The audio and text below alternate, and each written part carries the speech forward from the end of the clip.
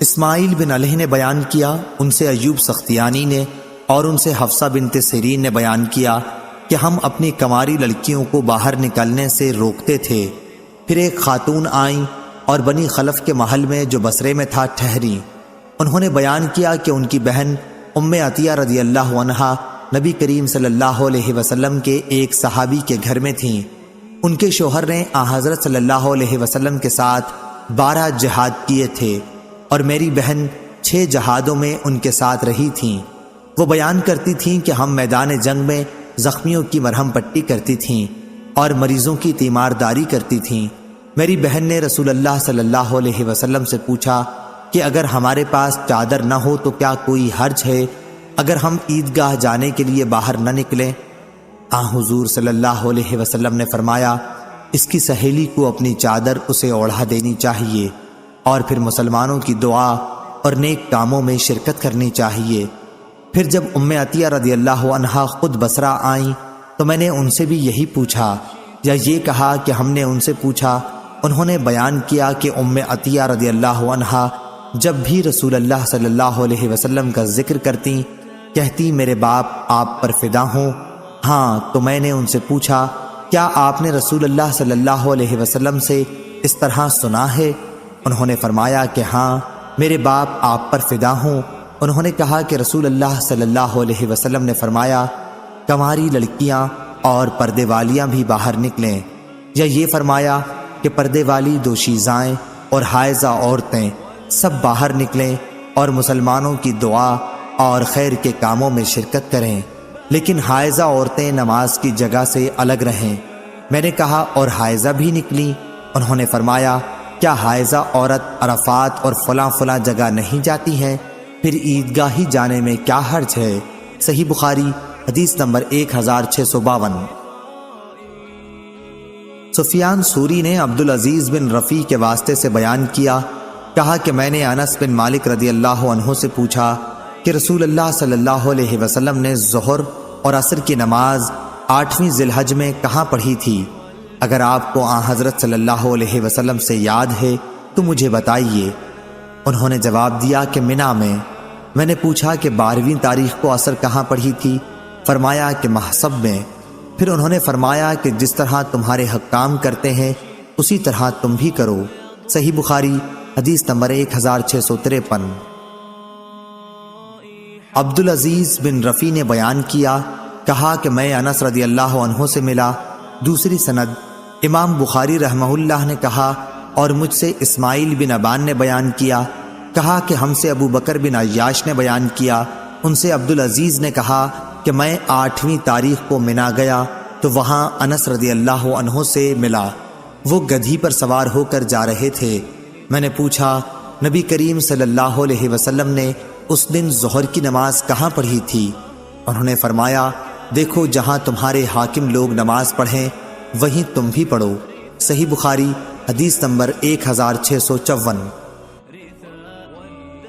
یونس نے ابن شہاب سے خبر دی، کہا کہ مجھے عبید اللہ بن عبداللہ بن عمر نے اپنے باپ سے خبر دی کہ رسول کریم صلی اللہ علیہ وسلم نے منی میں 2 رکعات پڑھیں اور ابو بکر اور عمر رضی اللہ عنہ بھی ایسا کرتے رہے، اور عثمان رضی اللہ عنہ بھی خلافت کے شروع ایام میں 2 ہی رکعت پڑھتے تھے۔ صحیح بخاری حدیث نمبر 1655۔ حارثہ بن وہب خزائی رضی اللہ عنہ نے بیان کیا کہ نبی کریم صلی اللہ علیہ وسلم نے منی میں ہمیں 2 رکعات پڑھائیں۔ ہمارا شمار اس وقت سب وقتوں سے زیادہ تھا اور ہم اتنے بے ڈر کسی وقت میں نہ تھے، اس کے باوجود ہم کو نماز قصر پڑھائی۔ صحیح بخاری حدیث نمبر 1656۔ عبداللہ بن مسعود رضی اللہ عنہ نے بیان کیا کہ میں نے نبی کریم صلی اللہ علیہ وسلم کے ساتھ منی میں 2 رکعت نماز پڑھی اور ابو بکر رضی اللہ عنہ کے ساتھ بھی 2 ہی رکعت پڑھی اور عمر رضی اللہ عنہ کے ساتھ بھی 2 ہی رکعت، لیکن پھر ان کے بعد تم میں اختلاف ہو گیا تو کاش ان 4 رکعتوں کے بدلے مجھ کو 2 رکعات ہی نصیب ہوتی جو اللہ کے ہاں قبول ہو جائیں۔ صحیح بخاری حدیث نمبر 1657۔ سالم ابو نصر نے بیان کیا، کہا کہ میں نے ام فضل کے غلام عمیر سے سنا، انہوں نے ام فضل رحمۃ اللہ علیہم سے کہ عرفہ کے دن لوگوں کو رسول اللہ صلی اللہ علیہ وسلم کے روزے کے متعلق شک ہوا، اس لیے میں نے آپ کے پینے کو کچھ بھیجا جسے آپ نے پی لیا۔ صحیح بخاری حدیث نمبر 1658۔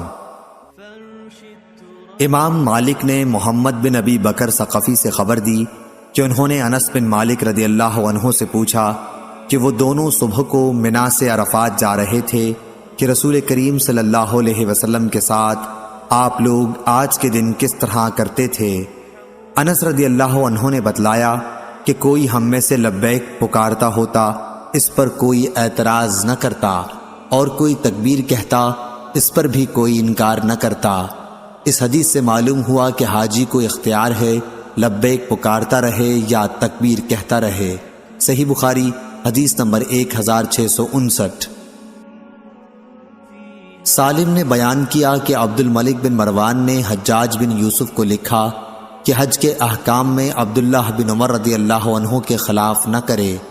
سالم نے کہا کہ عبداللہ بن عمر رضی اللہ عنہ عرفہ کے دن سورج ڈھلتے ہی تشریف لائے، میں بھی ان کے ساتھ تھا۔ آپ نے حجاج کے خیمے کے پاس بلند آواز سے پکارا، حجاج باہر نکلا، اس کے بدن پر ایک قسم میں رنگی ہوئی چادر تھی۔ اس نے پوچھا، ابو عبد الرحمن کیا بات ہے؟ آپ نے فرمایا، اگر سنت کے مطابق عمل چاہتے ہو تو جلدی اٹھ کر چل کھڑے ہو جاؤ۔ اس نے کہا، کیا اسی وقت؟ عبداللہ نے فرمایا کہ ہاں اسی وقت۔ حجاج نے کہا کہ پھر تھوڑی سی مہلت دیجئے کہ میں اپنے سر پر پانی ڈال لوں، یعنی غسل کر لوں، پھر نکلتا ہوں۔ اس کے بعد عبداللہ بن عمر رضی اللہ عنہ سواری سے اتر گئے، اور جب حجاج باہر آیا تو میرے اور والد ابن عمر کے درمیان چلنے لگا، تو میں نے کہا کہ اگر سنت پر عمل کا ارادہ ہے تو خطبے میں اختصار اور وقوف عرفات میں جلدی کرنا۔ اس بات پر وہ عبداللہ بن عمر رضی اللہ عنہ کی طرف دیکھنے لگا۔ حضرت عبداللہ بن عمر رضی اللہ عنہ نے کہا کہ یہ سچ کہتا ہے۔ صحیح بخاری حدیث نمبر 1660۔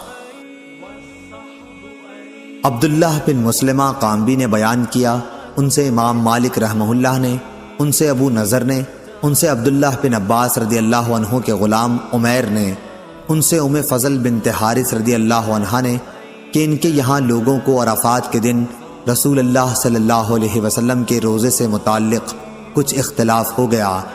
بعض نے کہا کہ آپ صلی اللہ علیہ وسلم عرفے کے دن روزے سے ہیں، اور بعض کہتے ہیں کہ نہیں، اس لیے انہوں نے آپ صلی اللہ علیہ وسلم کے پاس دودھ کا ایک پیالہ بھیجا۔ حضرت صلی اللہ علیہ وسلم اس وقت اونٹ پر سوار ہو کر عرفات میں وقوف فرما رہے تھے۔ آپ صلی اللہ علیہ وسلم نے وہ دودھ پی لیا۔ صحیح بخاری حدیث نمبر 1661۔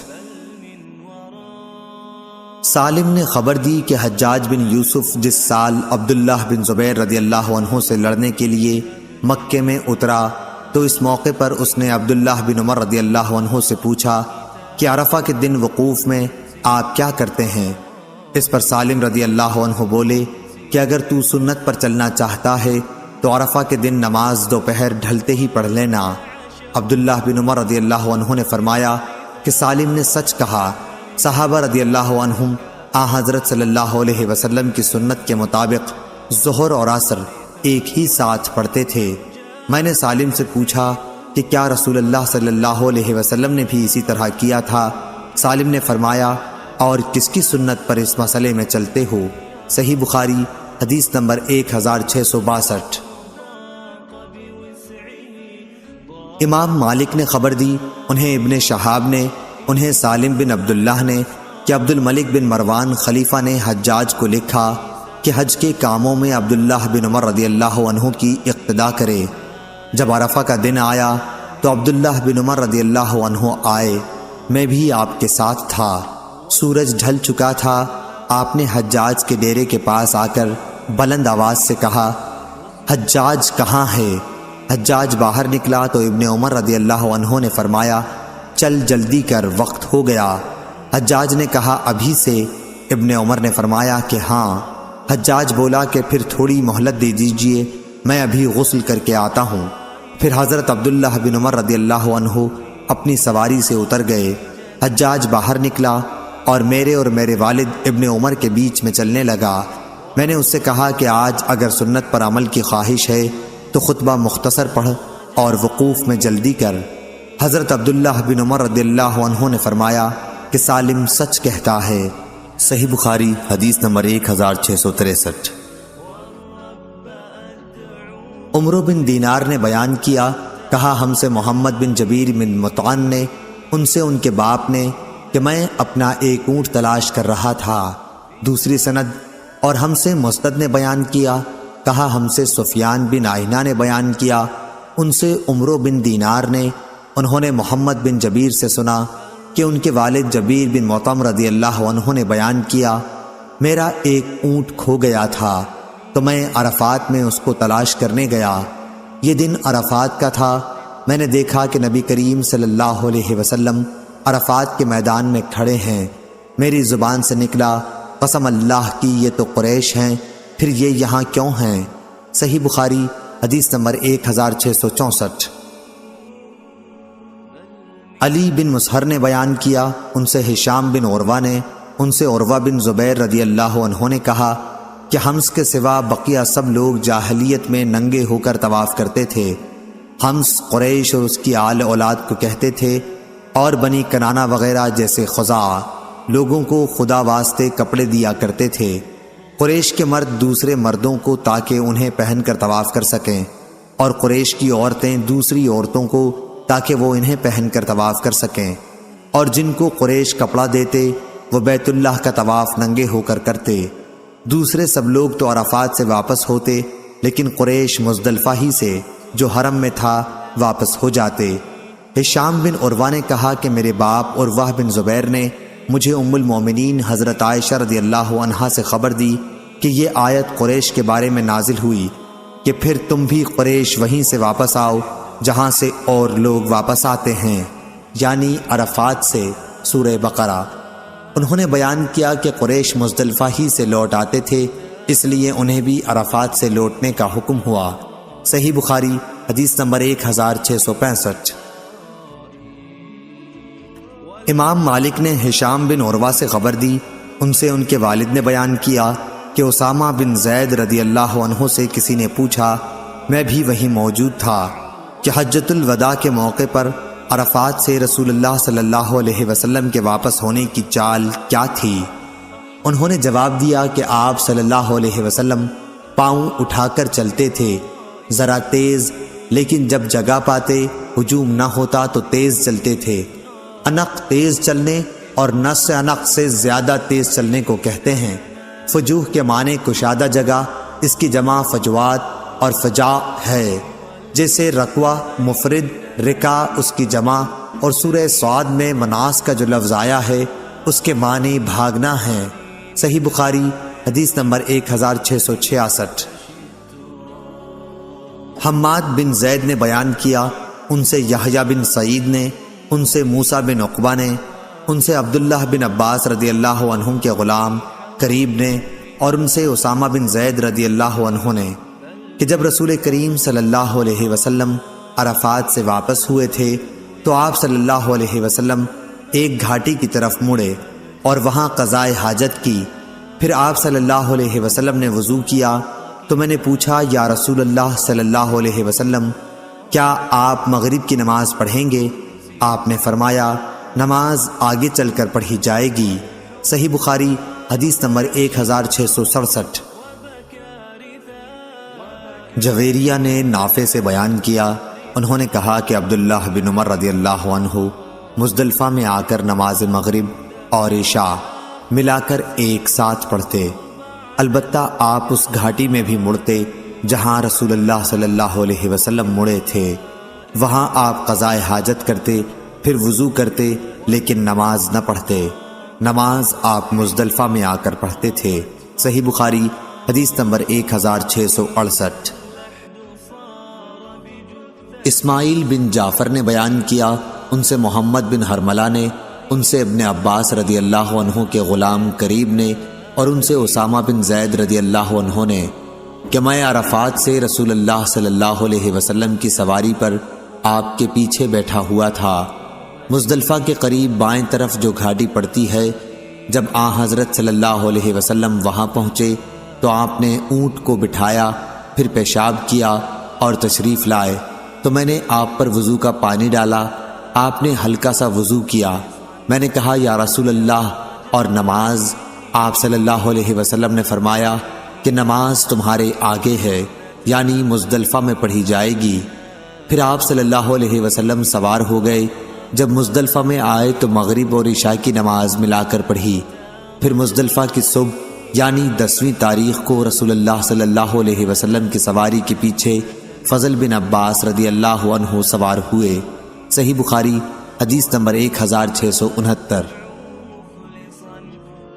قریب نے کہا کہ مجھے عبداللہ بن عباس رضی اللہ عنہ نے فضل رضی اللہ عنہ کے ذریعے سے خبر دی کہ حضرت صلی اللہ علیہ وسلم برابر لبیک کہتے رہے تاکہ جمرہ عقبہ پر پہنچ گئے اور وہاں آپ نے کنکریاں ماری۔ صحیح بخاری حدیث نمبر 1670۔ عبداللہ بن عباس رضی اللہ عنہ نے بیان کیا کہ عرفہ کے دن میدان عرفات سے وہ نبی کریم صلی اللہ علیہ وسلم کے ساتھ آ رہے تھے۔ حضرت صلی اللہ علیہ وسلم نے پیچھے سخت شور، اونٹ ہانکنے کا اور اونٹوں کی مار دھاڑ کی آواز سنی تو آپ صلی اللہ علیہ وسلم ان کی طرف اپنے کوڑے سے اشارہ کیا اور فرمایا لوگو آہستگی و وقار اپنے اوپر لازم کر لو، اونٹوں کو تیز دوڑانا کوئی نیکی نہیں ہے۔ امام بخاری رحمہ اللہ فرماتے ہیں کہ سورہ بقرہ میں ادعو کے معنی ریشہ دوانیاں کریں، خلالکم کا معنی تمہارے بیچ میں اسی سے سورہ کہف میں آیا ہے فجرنا خلاکہما یعنی ان کے بیچ میں۔ صحیح بخاری حدیث نمبر 1671۔ موسیٰ بن عقبہ نے خبر دی، انہیں قریب نے انہوں نے اسامہ بن زید رضی اللہ عنہ کو یہ کہتے سنا کہ میدان عرفات سے رسول اللہ صلی اللہ علیہ وسلم روانہ ہو کر گھاٹی میں اترے جو مزدلفہ کے قریب ہے، وہاں پیشاب کیا، پھر وضو کیا اور پورا وضو نہیں کیا، خوب پانی نہیں بہایا، ہلکا وضو کیا۔ میں نے نماز کے متعلق عرض کی تو فرمایا کہ نماز آگے ہے۔ اب آپ مزدلفہ تشریف لائے، وہاں پھر وضو کیا اور پوری طرح کیا، پھر نماز کی تکبیر کہی گئی اور آپ صلی اللہ علیہ وسلم نے مغرب کی نماز پڑھی۔ پھر ہر شخص نے اپنے اونٹ ڈیروں پر بٹھا دیے، پھر دوبارہ نماز عشاء کے لیے تکبیر کہی گئی اور آپ صلی اللہ علیہ وسلم نے نماز پڑھی۔ آپ نے ان دونوں نمازوں کے درمیان کوئی سنت یا نفل نماز نہیں پڑھی تھی۔ صحیح بخاری حدیث نمبر 1672۔ ابن ابی ذئب نے بیان کیا، ان سے ظاہری نے، ان سے سالم بن عبداللہ بن عمر رضی اللہ عنہ نے اور ان سے عبداللہ بن عمر رضی اللہ عنہ نے بیان کیا کہ مزدلفہ میں نبی کریم صلی اللہ علیہ وسلم نے مغرب اور عشاء ایک ساتھ ملا کر پڑھی تھی، ہر نماز الگ الگ تکبیر کے ساتھ، نہ ان دونوں کے پہلے کوئی نفل و سنت پڑھی تھی اور نہ ان کے بعد۔ صحیح بخاری حدیث نمبر 1673۔ عدی بن ثابت نے خبر دی، کہا کہ مجھ سے عبداللہ بن یزید خطمی نے بیان کیا، کہا کہ مجھ سے ابو ایوب انصاری رضی اللہ عنہ نے کہا کہ حجۃ الوداع کے موقع پر رسول اللہ صلی اللہ علیہ وسلم نے مزدلفہ میں آ کر مغرب اور عشاء کو ایک ساتھ ملا کر پڑھا تھا۔ صحیح بخاری حدیث نمبر 1674۔ ابو اسحاق عمر بن عبداللہ نے بیان کیا، کہا کہ میں نے عبد الرحمن بن یزید سے سنا کہ عبداللہ بن مسعود رضی اللہ عنہ نے حج کیا، آپ کے ساتھ تقریباً عشاء کی اذان کے وقت ہم مزدلفہ میں بھی آئے۔ آپ نے ایک شخص کو حکم دیا، اس نے اذان تکبیر کہی اور آپ نے مغرب کی نماز پڑھی، پھر 2 رکعت سنت اور پڑھی اور شام کا کھانا منگوا کر کھایا۔ میرا خیال ہے راوی حدیث زہیر کا کہ پھر آپ نے حکم دیا اور اس شخص نے اذان دی اور تکبیر کہی۔ عمرو راوی حدیث نے کہا میں یہی سمجھتا ہوں کہ شک زہیر عمرو کے شیخ کو تھا۔ اس کے بعد عشاء کی نماز 2 رکعت پڑھی۔ جب صبح صادق ہوئی تو آپ نے فرمایا کہ نبی کریم صلی اللہ علیہ وسلم اس نماز فجر کو اس مقام اور اس دن کے سوا اور کبھی اس وقت طلوع فجر ہوتے ہی نہیں پڑھتے تھے۔ عبداللہ بن مسعود رضی اللہ عنہ نے یہ بھی فرمایا کہ یہ صرف 2 نمازیں آج کے دن اپنے معمولی وقت سے ہٹا دی جاتی ہیں۔ جب لوگ مزدلفہ آتے ہیں تو مغرب کی نماز عشاء کے ساتھ ملا کر پڑھی جاتی ہیں، اور فجر کی نماز طلوع فجر کے ساتھ ہی۔ انہوں نے فرمایا کہ میں نے رسول اللہ صلی اللہ علیہ وسلم کو اسی طرح کرتے دیکھا تھا۔ صحیح بخاری حدیث نمبر 1675۔ سالم نے بیان کیا کہ حضرت عبداللہ بن عمر رضی اللہ عنہ اپنے گھر کے کمزوروں کو پہلے ہی بھیج دیا کرتے تھے، اور وہ رات ہی میں مزدلفہ میں مشعر حرام کے پاس آ کر ٹھہرتے اور اپنی طاقت کے مطابق اللہ کا ذکر کرتے تھے۔ پھر امام کے ٹھہرنے اور لوٹنے سے پہلے ہی منا آ جاتے تھے۔ بعض تو منا فجر کی نماز کے وقت پہنچتے اور بعض اس کے بعد۔ جب منا پہنچتے تو کنکریاں مارتے، اور حضرت عبداللہ بن عمر رضی اللہ عنہ فرمایا کرتے تھے کہ رسول اللہ صلی اللہ علیہ وسلم نے ان سب لوگوں کے لیے یہ اجازت دی ہے۔ صحیح بخاری حدیث نمبر 1676۔ حماد بن زید نے بیان کیا، ان سے ایوب سختیانی نے، ان سے اکرمہ نے، اور ان سے عبداللہ بن عباس رضی اللہ عنہ نے کہ نبی کریم صلی اللہ علیہ وسلم نے مجھے مزدلفہ سے رات ہی میں منا روانہ کر دیا تھا۔ صحیح بخاری حدیث نمبر 1677۔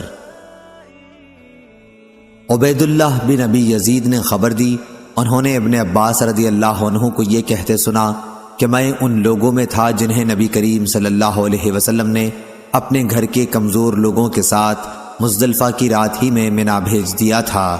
صحیح بخاری حدیث نمبر 1678۔ اسما کے غلام عبداللہ نے بیان کیا کہ ان سے اسما بنت ابو بکر رضی اللہ عنہا نے کہ وہ رات کی رات میں ہی مزدلفہ پہنچ گئیں اور کھڑی ہو کر نماز پڑھنے لگیں۔ کچھ دیر تک نماز پڑھنے کے بعد پوچھا، بیٹے کیا چاند ڈوب گیا؟ میں نے کہا کہ نہیں، اس لیے وہ دوبارہ نماز پڑھنے لگیں۔ کچھ دیر بعد پھر پوچھا، کیا چاند ڈوب گیا؟ میں نے کہا ہاں۔ انہوں نے کہا کہ اب آگے چلو منا کو۔ چنانچہ ہم ان کے ساتھ آگے چلے۔ وہ منا میں رمی جمرہ کرنے کے بعد پھر واپس آ گئیں اور صبح کی نماز اپنے ڈیرے پر پڑھی۔ میں نے کہا جناب یہ کیا بات ہوئی کہ ہم نے اندھیرے ہی میں نماز صبح پڑھ لی؟ انہوں نے کہا کہ بیٹے رسول اللہ صلی اللہ علیہ وسلم نے عورتوں کو اس کی اجازت دی۔ صحیح بخاری حدیث نمبر 1679۔ عبد الرحمن بن قاسم نے بیان کیا، ان سے قاسم نے اور ان سے عائشہ رضی اللہ عنہا نے کہ ام المومنین حضرت سودا رضی اللہ عنہا نے نبی کریم صلی اللہ علیہ وسلم سے مزدلفہ کی رات عام لوگوں سے پہلے روانہ ہونے کی اجازت چاہی۔ آپ بھاری بھرکم بدن کی عورت تھیں تو حضور صلی اللہ علیہ وسلم نے انہیں اس کی اجازت دے دی۔ صحیح بخاری حدیث نمبر 1680۔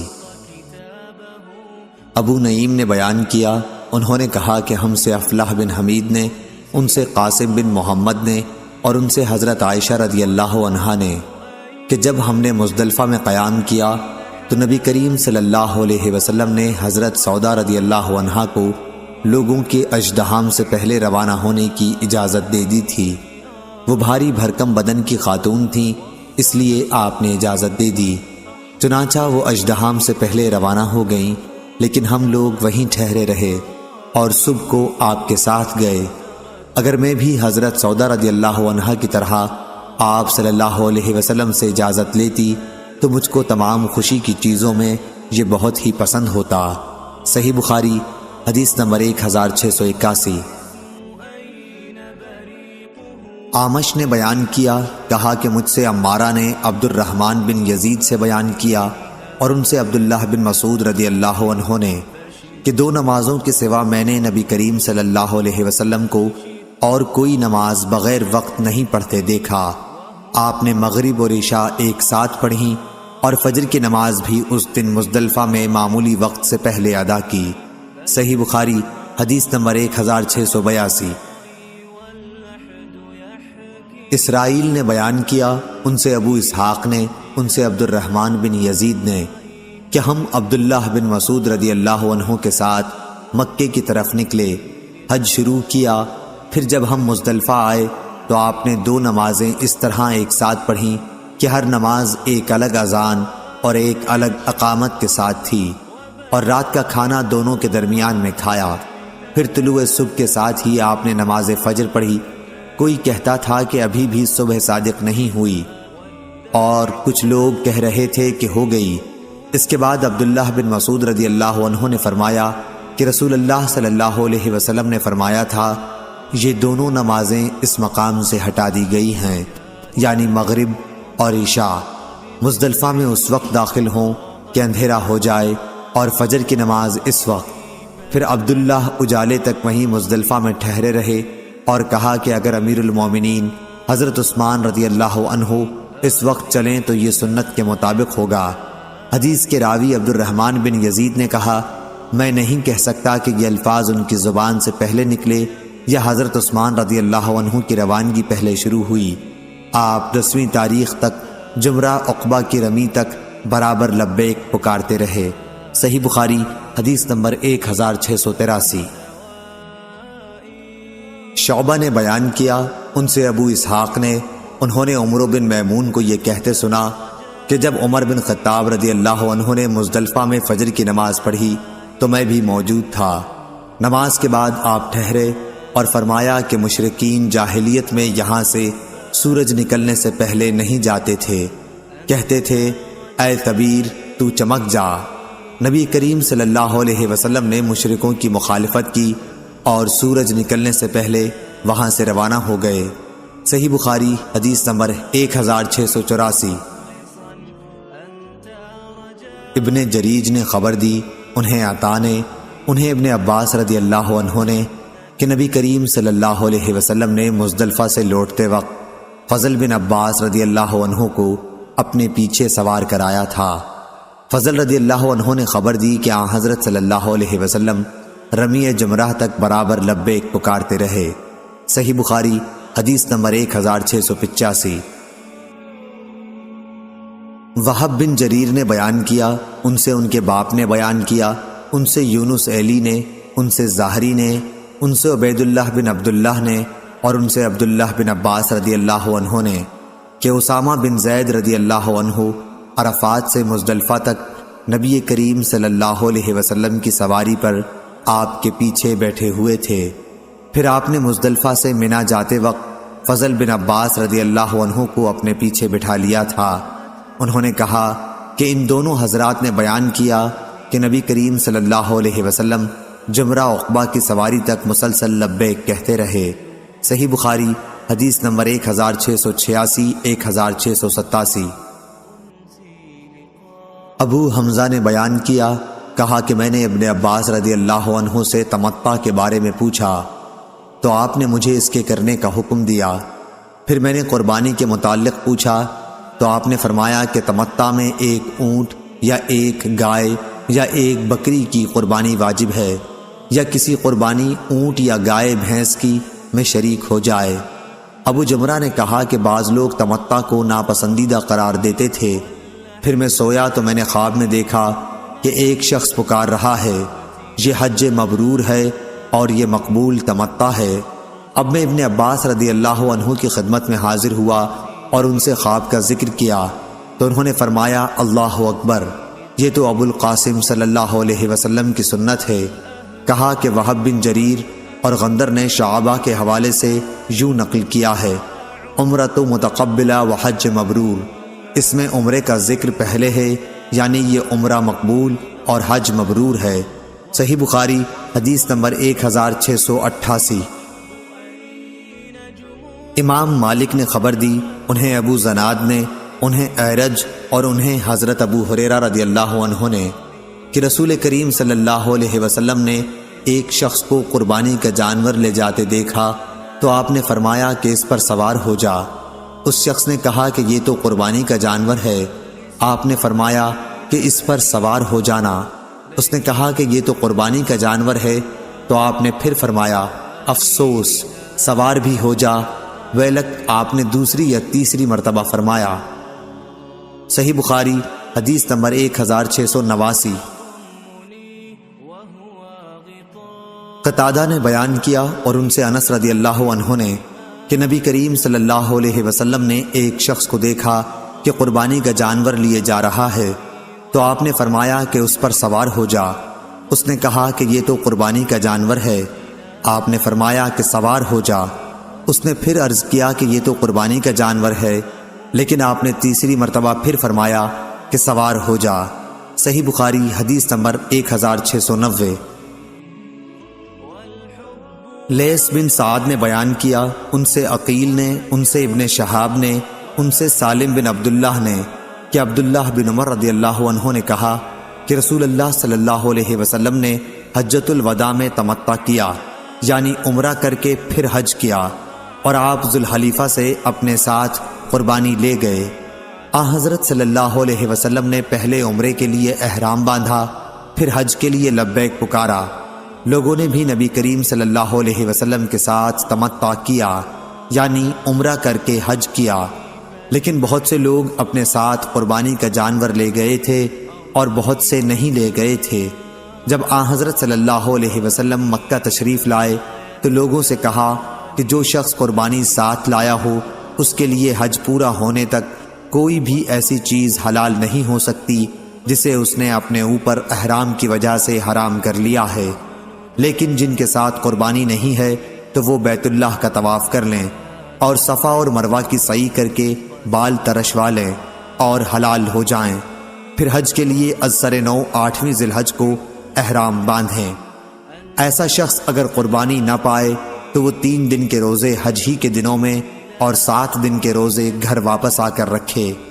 جب حضرت صلی اللہ علیہ وسلم مکہ پہنچے تو سب سے پہلے آپ نے طواف کیا، پھر حجر اسود کو بوسہ دیا، 3 چکروں میں آپ نے رمل کیا اور باقی 4 میں معمولی رفتار سے چلے، پھر بیت اللہ کا طواف پورا کر کے مقام ابراہیم کے پاس 2 رکعت نماز پڑھی، سلام پھیر کر آپ صفا پہاڑی کی طرف آئے اور صفا اور مروہ کی سعی بھی 7 چکروں میں پوری کی۔ جن چیزوں کو احرام کی وجہ سے اپنے پر حرام کر لیا تھا ان سے اس وقت تک آپ حلال نہیں ہوئے جب تک حج بھی پورا نہ کر لیا، اور یوم نحر 10ویں ذی الحج میں قربانی کا جانور بھی ذبح نہ کر لیا۔ پھر آپ مکہ واپس آئے اور بیت اللہ کا جب طواف افاضہ کر لیا تو ہر وہ چیز آپ کے لیے حلال ہو گئی جو احرام کی وجہ سے حرام تھی۔ جو لوگ اپنے ساتھ ہدی لے کر گئے تھے انہوں نے بھی اسی طرح کیا جیسے رسول اللہ صلی اللہ علیہ وسلم نے کیا تھا۔ صحیح بخاری حدیث نمبر 1691۔ عروہ سے روایت ہے کہ عائشہ رضی اللہ عنہا نے انہیں نبی کریم صلی اللہ علیہ وسلم کے حج اور عمرہ ایک ساتھ کرنے کی خبر دی، اور لوگوں نے بھی آپ کے ساتھ حج اور عمرہ ایک ساتھ کیا تھا، بالکل اسی طرح جیسے مجھے سالم نے ابن عمر رضی اللہ عنہ سے اور انہوں نے نبی کریم صلی اللہ علیہ وسلم سے خبر دی تھی۔ صحیح بخاری حدیث نمبر 1692۔ حماد نے بیان کیا، ان سے ایوب نے، ان سے نافع نے بیان کیا کہ عبید اللہ بن عبداللہ بن عمر رضی اللہ عنہ نے اپنے والد سے کہا جب وہ حج کے لیے نکل رہے تھے کہ آپ نہ جائیے کیونکہ میرا خیال ہے کہ بد امنی کی وجہ سے آپ کو بیت اللہ تک پہنچنے سے روک دیا جائے گا۔ انہوں نے فرمایا کہ پھر میں بھی وہی کام کروں گا جو ایسے موقع پر رسول اللہ صلی اللہ علیہ وسلم نے کیا تھا۔ اللہ تعالیٰ نے فرمایا ہے تمہارے لیے رسول اللہ صلی اللہ علیہ وسلم کی زندگی بہترین نمونہ ہے۔ میں اب تمہیں گواہ بناتا ہوں کہ میں نے اپنے اوپر عمرہ واجب کر لیا ہے۔ چنانچہ آپ نے عمرے کا احرام باندھا۔ انہوں نے بیان کیا کہ پھر آپ نکلے اور جب بیدا پہنچے تو حج اور عمرہ دونوں کا احرام باندھ لیا اور فرمایا کہ حج اور عمرہ دونوں تو ایک ہی ہیں۔ اس کے بعد قدید پہنچ کر ہدی خریدی، پھر مکہ آ کر دونوں کے لیے طواف کیا اور درمیان میں نہیں بلکہ دونوں سے ایک ہی ساتھ حلال ہوئے۔ صحیح بخاری حدیث نمبر 1693۔ معمر نے خبر دی، انہیں زہری نے، انہیں عروہ بن زبیر نے اور ان سے مسعود بن مخرمہ رضی اللہ عنہ اور مروان نے بیان کیا کہ نبی صلی اللہ علیہ وسلم مدینے سے تقریباً اپنے 1000 ساتھیوں کے ساتھ حج کے لیے نکلے۔ جب ذی الحلیفہ پہنچے تو نبی صلی اللہ علیہ وسلم نے ہدی کو ہار پہنایا اور اشعار کیا، پھر عمرے کا احرام باندھا۔ صحیح بخاری حدیث نمبر 1694 1695۔ افلاح نے بیان کیا، ان سے قاسم نے اور ان سے عائشہ رضی اللہ عنہا نے کہ نبی کریم صلی اللہ علیہ وسلم کے قربانی کے جانوروں کے ہار میں نے اپنے ہاتھ سے خود بٹے تھے، پھر آپ نے انہیں ہار پہنایا، اشعار کیا، ان کو مکے کی طرف روانہ کیا۔ پھر بھی آپ کے لیے جو چیزیں حلال تھیں وہ احرام سے پہلے صرف حدیث سے حرام نہیں ہوئیں۔ صحیح بخاری حدیث نمبر 1696۔ نافع نے خبر دی، انہیں ابن عمر رضی اللہ عنہ نے کہ حفصہ رضی اللہ عنہا نے بیان کیا، کہا میں نے کہا یا رسول اللہ، اور لوگ تو حلال ہو گئے لیکن آپ حلال نہیں ہوئے، اس کی کیا وجہ ہے؟ آپ نے فرمایا کہ میں نے اپنے سر کے بالوں کو جما لیا ہے اور اپنی ہدی کو قلادہ پہنا دیا ہے، اس لیے جب تک حج سے بھی حلال نہ ہو جاؤں میں درمیان میں حلال نہیں ہو سکتا۔ گوند لگا کر سر کے بالوں کو جما لینا اس کو تلبید کہتے ہیں۔ صحیح بخاری حدیث نمبر 1697۔ ابن شہاب نے بیان کیا، ان سے عروہ اور عمرہ بنت عبد الرحمن نے کہ عائشہ رضی اللہ عنہا نے بیان کیا، رسول اللہ صلی اللہ علیہ وسلم مدینے سے ہدی ساتھ لے کر چلتے تھے اور میں ان کے قلادے بٹا کرتی تھی، پھر بھی آپ احرام باندھنے سے پہلے ان چیزوں سے پرہیز نہیں کرتے تھے جن سے ایک محرم پرہیز کرتا ہے۔ صحیح بخاری حدیث نمبر 1698۔